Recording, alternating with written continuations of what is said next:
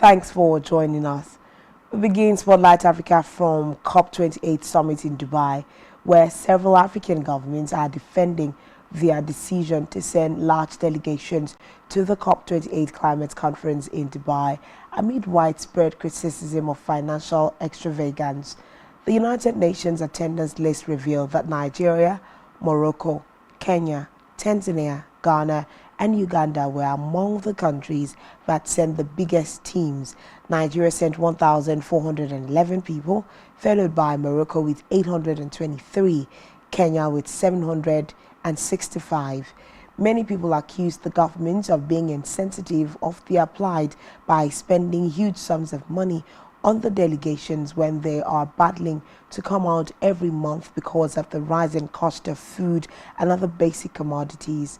Representatives of Nigeria and Kenya said that many of the delegates on their list were not publicly funded as they were representing the media, civil society organizations, and private institutions. Both countries also said that some of the listed delegates are participating remotely. In a related development, some Namibians have been outraged after learning that President Hage Geingobb's 4 children joined the government's delegation to the COP28 climate summit. They were among 6 of the president's family members listed as part of Namibia's delegation in Dubai. President Geingobb's office on Monday confirmed his children traveled to the city, but denied claims that their trip was state-funded. The office did not say how other family members were paid for. Now, according to the Namibian presidency posted on X on Monday, President Geingob and Madame Geingobb's First Lady paid for the flights and accommodation expenses of their children. In a rather sad development from Nigeria, at least 85 civilians were killed in Kaduna State, northwest of Nigeria, in an airstrike during a Muslim religious celebration on Sunday, the local emergency management authority reported. Now, the report says the civilians were killed in a bombing mishap without giving a death toll. State Governor Uba Sani had earlier said they were mistakenly killed by a military drone targeting terrorists and bandits. Dozens were also wounded. Meanwhile, the Defense Ministry termed the operation a needless tragedy, adding that a routine mission against militants inadvertently affected members of the community. Away from that, a court in Mauritania's capital has jailed former President Mohamed Ould Abdel Aziz for 5 years. The court on Monday found Aziz guilty of money laundering and abusing his position to illegally enrich himself. The court also ordered the confiscation of his illegally acquired assets, but acquitted him on the other charges. Aziz, 66, was elected president in 2009 after toppling President Sidi Al-Sheikh Abdullahi in a coup, and went on to lead Mauritania until 2019. He had been on trial since January alongside 10 other prominent figures, including 2 former prime ministers and a former minister who served in his administration. They had been charged with several offenses, including abuse of power, money laundering, illicit enrichment and influence peddling. The court, which specializes in corruption and economic crimes, also sentenced some of the co-accused on Monday, albeit to lighter sentences than Aziz, while the former prime ministers and 2 ex-ministers were acquitted. Meanwhile, Aziz maintained his innocence throughout the trial and described his persecution as politically motivated. In a separate development, the president of Guinea-Bissau issued a decree today dissolving the parliament after an attempted coup in the West African nation. President Umar Sissoko Embalo said in a communique that the date of the forthcoming legislative elections will be set at the opportune moment in line with the constitution. In another development, the United States ambassador to Niger, Kathleen Fisgombe, has presented her credentials to the Foreign Ministry in Niamey. Reports say she presented her credentials to the Foreign Ministry as a Russian delegation arrived in Niamey for talks with the junta. Meanwhile, Foreign Affairs Minister Bakary Yol Sangare said the ambassador's move signaled the United States recognition of the military-led government which seized power in a coup in July.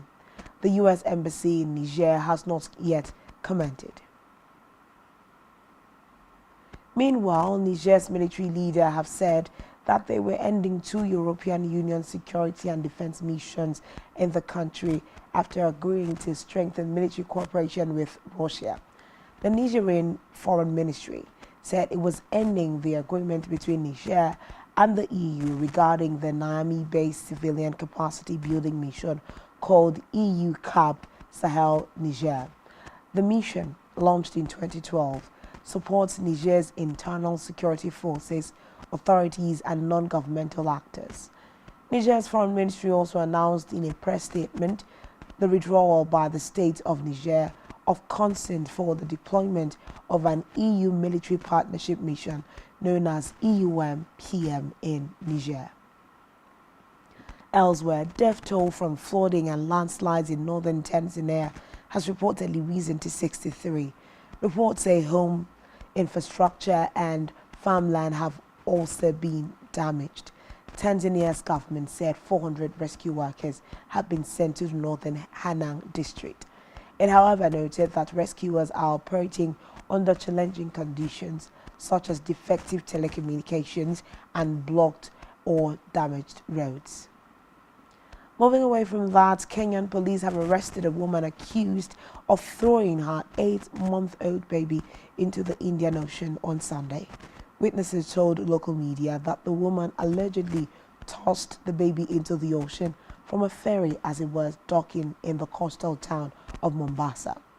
Meanwhile, a video of divers rescuing the child has gone viral on social media, prompting numerous Kenyans to express anger against the woman and relief at the baby's safety.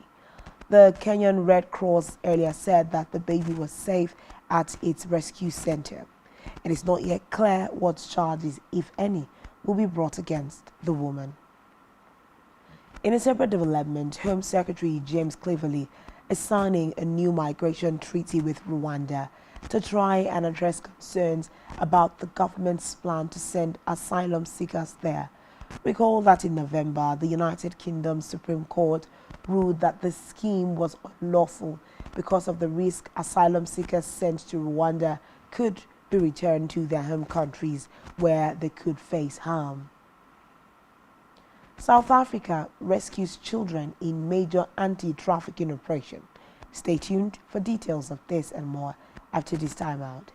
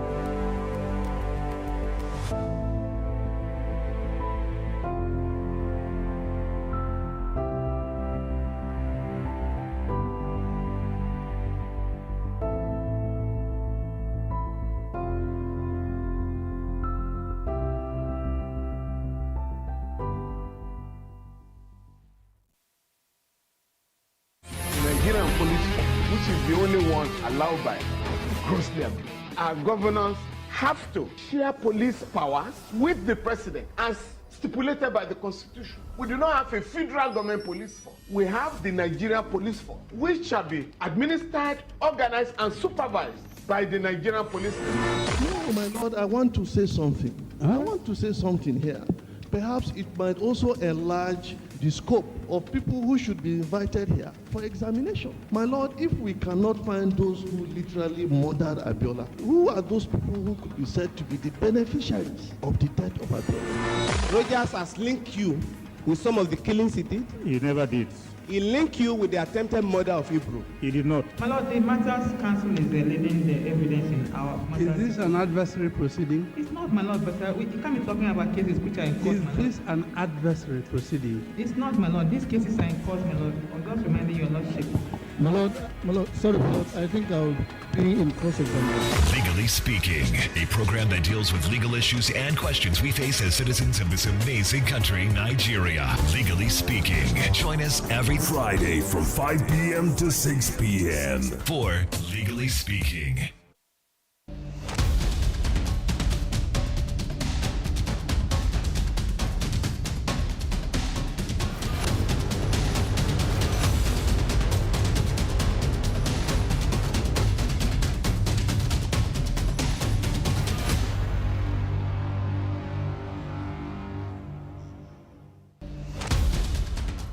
Thanks for staying tuned, and now to the rest of the news stories on Spotlight Africa.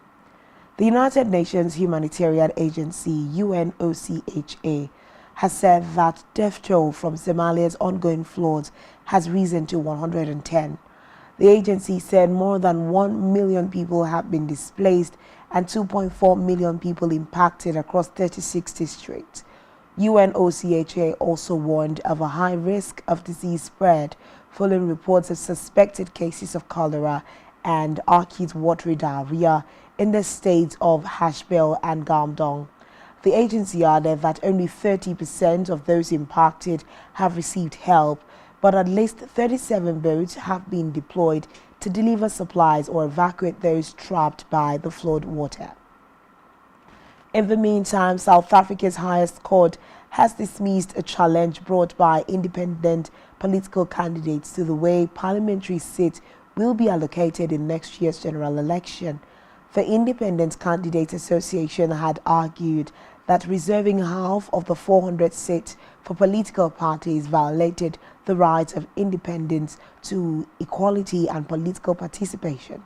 But the Constitutional Court upheld the law, arguing that limitations on independent candidates were justified in order to promote party representation in the parliament.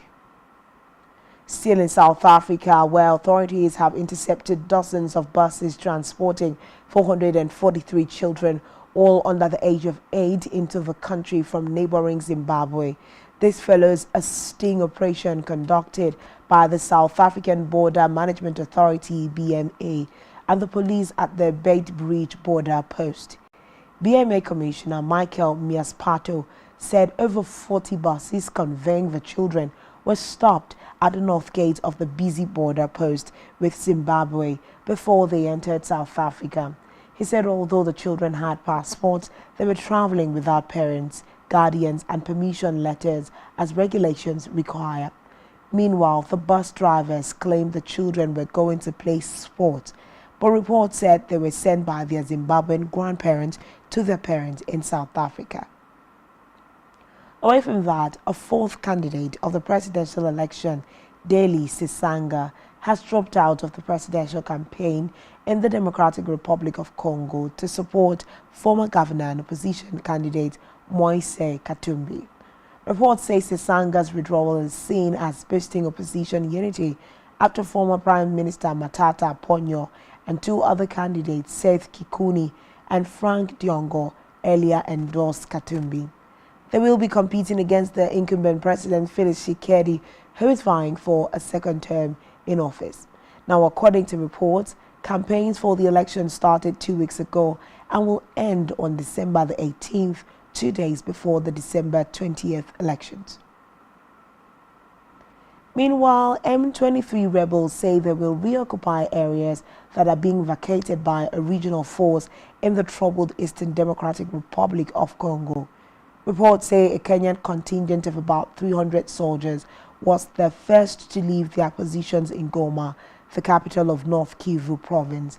The troops were deployed in the region about a year ago at the request of DR Congo's government in the hope of containing the resurgent M23 rebel group.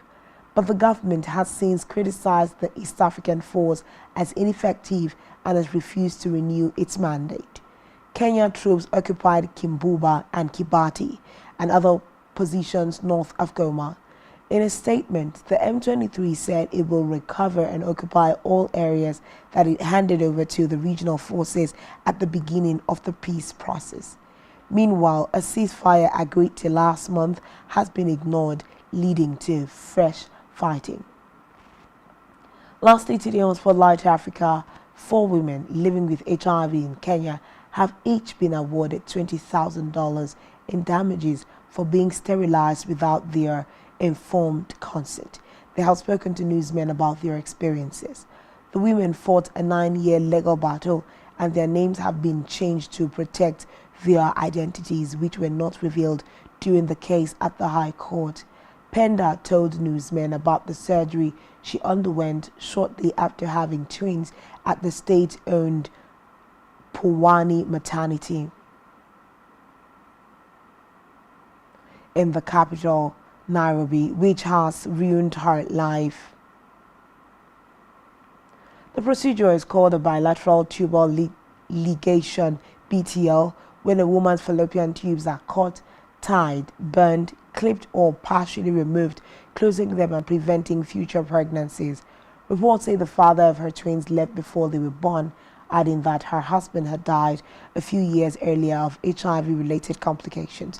She is distressed that she will never find another partner.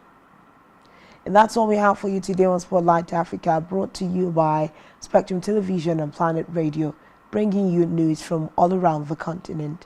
Do ensure to follow us on social media, subscribe to our YouTube channel, all of which you can find on our website, spectrumtvlive.ng.